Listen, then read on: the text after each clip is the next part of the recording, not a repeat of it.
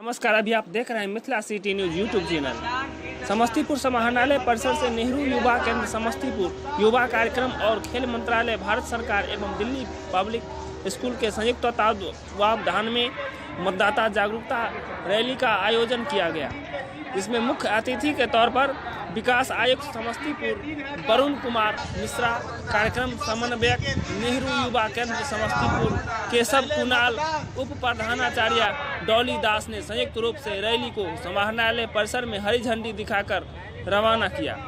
Rally समाहरणालय परिसर से निकलकर मथुरापुर घाट बाजार समिति होते हुए दिल्ली पब्लिक स्कूल मुक्तापुर प्रांगण में जाकर समाप्त हुई। डीडीसी ने मौके पर अपील की, वोट डालकर लोकतंत्र के महापर्व को सफल बनाएं। आओ मिलकर अलख जगाएं, 100% मतदान कराएं।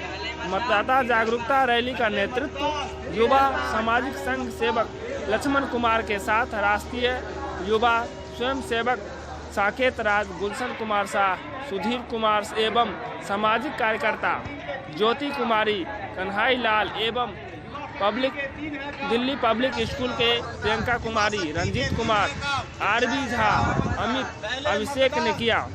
बाकावे में कभी न आना, सोच समझकर वोट गिराना, पहले मतदान फिर जलपान, उक्त नारे के साथ लोगों को जागरूक करने की भरपूर कोशिश की गई।